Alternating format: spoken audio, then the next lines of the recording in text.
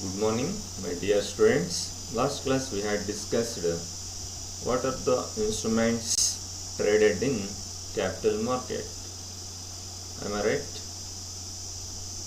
This is class number 6. In this class, I am going to explain the topic the differences between money market and capital market. You people learnt this topic in the first semester in Indian financial system subject, isn't it? Yes. So now second time you people this topic is repeating. You people going to learn, listen.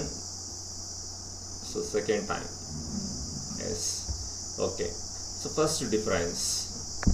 Let's come to first difference. Money market. It is a market which providing a loan for a period of 1 year, not more than 1 year.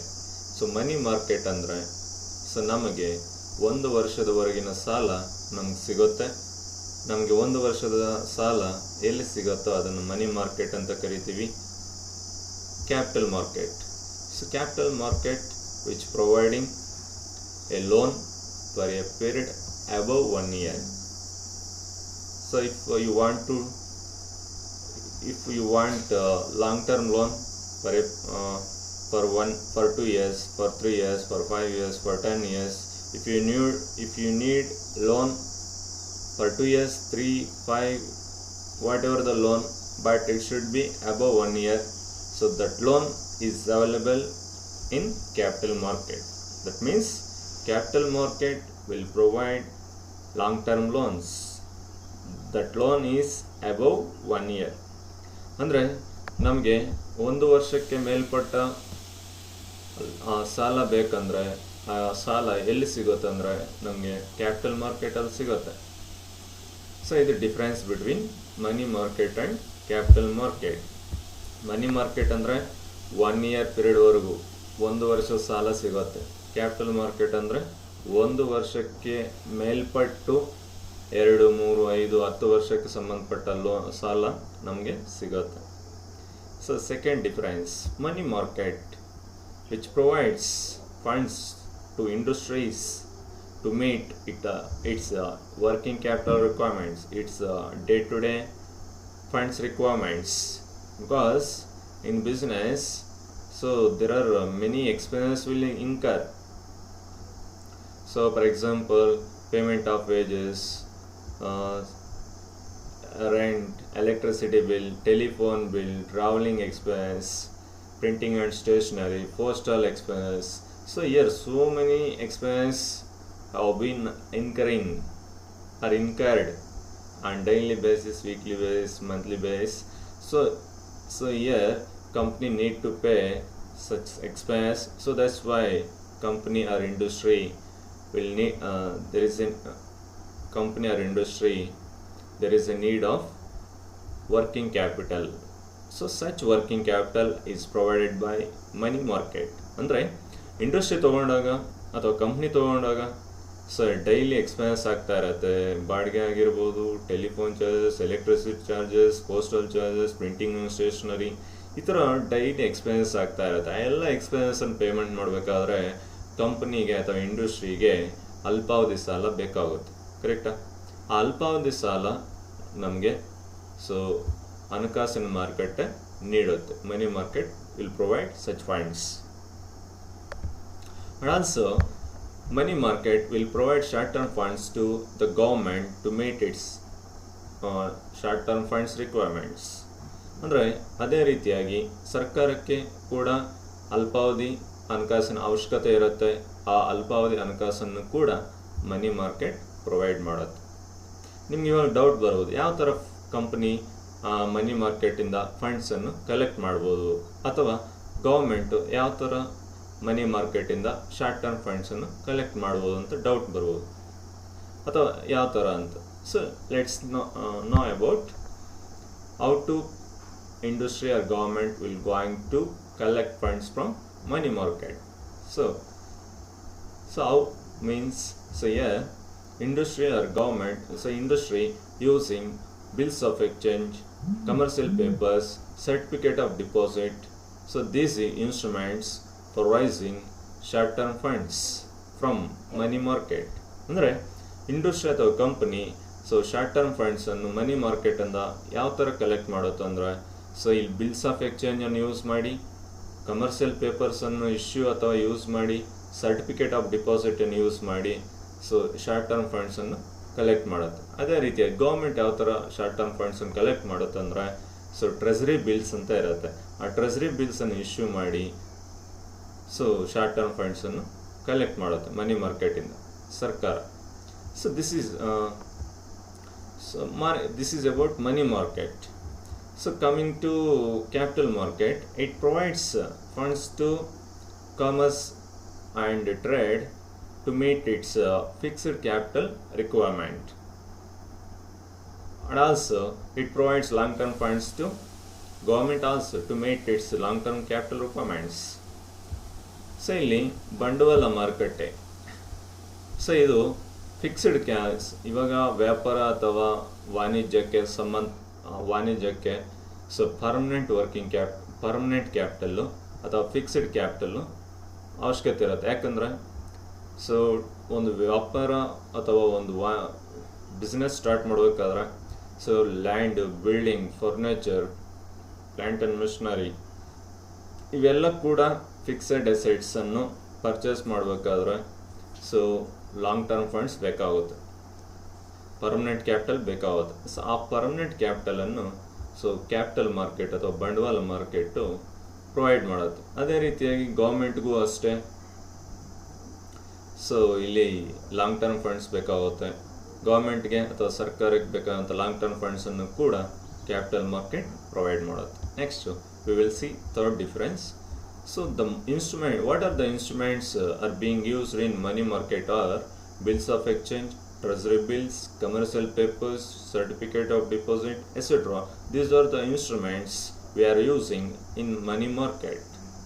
Coming to capital market, in capital market we using shares, debentures, government bonds, etc. These instruments we are using in capital market. ಅಂದರೆ ಹಣಕಾಸಿನ ಮಾರ್ಕೆಟಲ್ಲಿ ನಾವು bills of exchange, treasury bills, commercial papers, certificate of deposit ಈ ಥರ ಇನ್ಸ್ಟ್ರೂಮೆಂಟ್ಸನ್ನು ನಾವು use ಮಾಡ್ತೀವಿ ಮನಿ ಮಾರ್ಕೆಟಲ್ಲಿ. ಅದೇ ರೀತಿಯಾಗಿ ಕ್ಯಾಪಿಟಲ್ ಮಾರ್ಕೆಟ್ಗೆ ಬಂದರೆ ಅಲ್ಲಿ ಯಾವ ಇನ್ಸ್ಟ್ರೂಮೆಂಟ್ಸನ್ನು ಯೂಸ್ ಮಾಡ್ತೀವಿ ಅಂದರೆ so shares, debentures, government bonds ಇವನ್ನು ಯೂಸ್ ಮಾಡ್ತೀವಿ. Next coming to fourth difference, each single money market instrument in money market is of large amount. ಅಂದರೆ ಮನಿ ಮಾರ್ಕೆಟಲ್ಲಿ ಯಾವುದಾದ್ರೂ ಒಂದು ಇನ್ಸ್ಟ್ರೂಮೆಂಟ್ ವ್ಯಾಲ್ಯೂ ತೊಗೊಂಡ್ರೆ ಆ ಇನ್ಸ್ಟ್ರೂಮೆಂಟ್ ವ್ಯಾಲ್ಯೂ ತುಂಬ ದೊಡ್ಡ ಮೊತ್ತದ್ದಾಗಿರುತ್ತೆ. So for example let's see, a treasury bill is of minimum for rupees 25,000. Each certificate of deposit or commercial paper is for a minimum of rupees 1 lakh. ಅಂದರೆ so ಮನಿ ಮಾರ್ಕೆಟಲ್ಲಿ ಒಂದು instrument value ತುಂಬ ದೊಡ್ಡ ಮೊತ್ತದ್ದಾಗಿರುತ್ತೆ. So ಅದಕ್ಕೆ ಉದಾಹರಣೆ ಏನಂದರೆ treasury bill ತೊಗೊಂಡ್ರೆ ಮಿನಿಮಮ್ ಒಂದು ಟ್ರೆಸರಿ ಬಿಲ್ ವ್ಯಾಲ್ಯೂ 25,000 ಆಗಿರುತ್ತೆ. ಮಿನಿಮಮ್, ಕನಿಷ್ಠ ಅಂದರೆ ಗರಿಷ್ಠ ಅಲ್ಲ, ಕನಿಷ್ಠ. ಅದೇ ರೀತಿಯಾಗಿ each certificate of deposit R commercial paper ತೊಗೊಂಡ್ರೆ ಮಿನಿಮಮ್ ಒಂದು certificate of deposit value minimum ಕನಿಷ್ಠ ಮೊತ್ತ ಎಷ್ಟಾಗಿರುತ್ತೆ ಅಂದರೆ 1 ಲಕ್ಷ ಆಗಿರುತ್ತೆ. ಅದೇ ರೀತಿಯಾಗಿ ಕ್ಯಾಪಿಟಲ್ ಮಾರ್ಕೆಟ್ಗೆ ಬಂದರೆ so when coming to capital market, so each single capital market instrument is of small amount. So capital ಮಾರ್ಕೆಟಲ್ಲಿ ಒಂದು ಕ್ಯಾಪಿಟಲ್ ಮಾರ್ಕೆಟ್ ಇನ್ಸ್ಟ್ರೂಮೆಂಟ್ ವ್ಯಾಲ್ಯೂ ತೊಗೊಂಡ್ರೆ ತುಂಬ ಸಣ್ಣ ಮೊತ್ತದ್ದಾಗಿರುತ್ತೆ, ತುಂಬ ಕಡಿಮೆ ಮೊತ್ತದ್ದಾಗಿರುತ್ತೆ.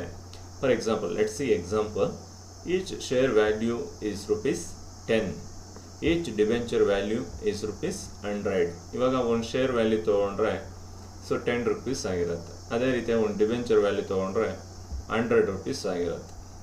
ಸೊ ದಿಸ್ ಈಸ್, ಸೊ ಇಲ್ಲಿ ಕ್ಯಾಪಿಟಲ್ ಮಾರ್ಕೆಟ್ ಒಂದು ಇನ್ಸ್ಟ್ರೂಮೆಂಟ್ ವ್ಯಾಲ್ಯೂ ತುಂಬ ಕಡಿಮೆ ಮೊತ್ತದ್ದಾಗಿರುತ್ತೆ, ಮನಿ ಮಾರ್ಕೆಟ್ ಒಂದು ಇನ್ಸ್ಟ್ರೂಮೆಂಟ್ ವ್ಯಾಲ್ಯೂ ದೊಡ್ಡ ಮೊತ್ತದ್ದಾಗಿರುತ್ತೆ. This is the difference.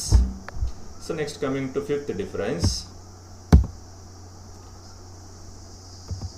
So the central bank, Reserve Bank of India, and commercial banks are the major institutions in money market. So who are the players? Who are the dominant players in money market? Money market ಅಲ್ಲಿ ಯಾರು important role play ಮಾಡ್ತಾರಂದ್ರೆ Reserve Bank of India and commercial banks. Commercial banks ಅಂದ್ರೆ do you know what are the banks comes under commercial banks? So State Bank of India, Canara Bank, Karnataka Bank, HDFC, ICICI, Kotak Mahindra Bank, Axis Bank. So all banks are called as commercial banks. So central bank, commercial banks are the major institutions in money market. ಹಣಕಾಸಿನ market ಅಲ್ಲಿ ವಾಣಿಜ್ಯ ಬ್ಯಾಂಕ್ಗಳು ಮತ್ತೆ ಕೇಂದ್ರ bank, reserve bank ಬರುತ್ತೆ. So in capital market, so here major institutions are development banks and insurance companies.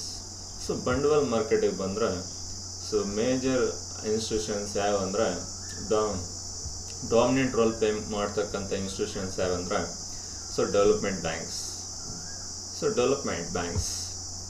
So what are the banks comes under development banks?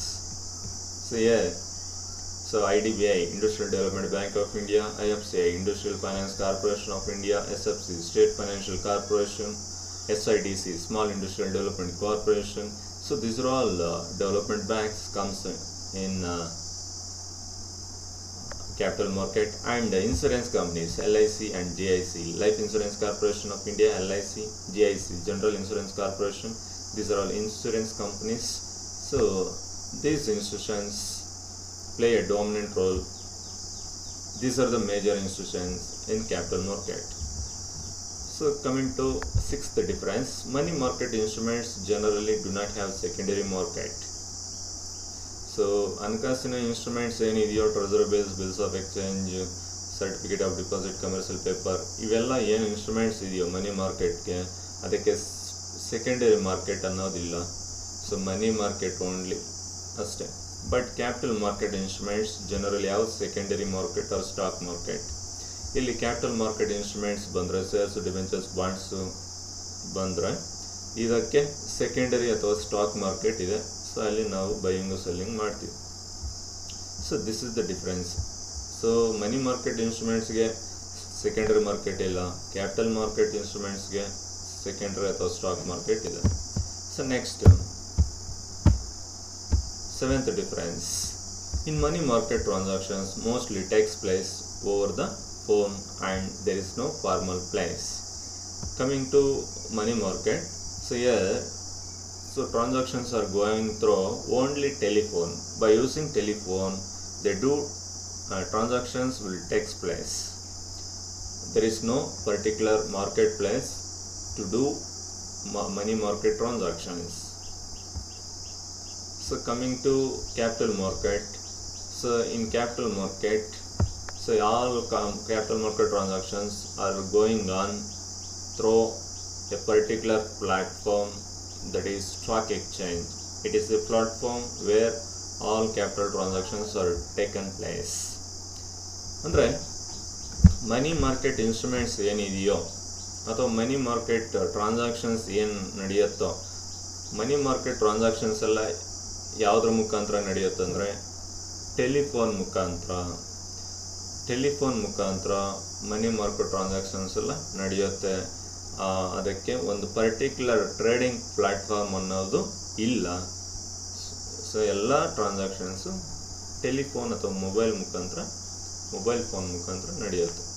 ಅದೇ capital market ಆದರೆ capital market transactions buying and selling of securities ಏನಿದೆಯೋ so ಅದೆಲ್ಲ ಕೂಡ so particular ಪ್ಲ್ಯಾಟ್ಫಾರ್ಮಲ್ಲಿ ನಡೆಯುತ್ತೆ. That is stock exchange ಅಂತ ಕರಿತೀವಿ. 23 stock exchanges ಇದೆ. Main stock exchanges NSE and BSE.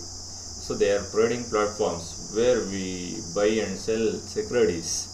That is a particular place is there.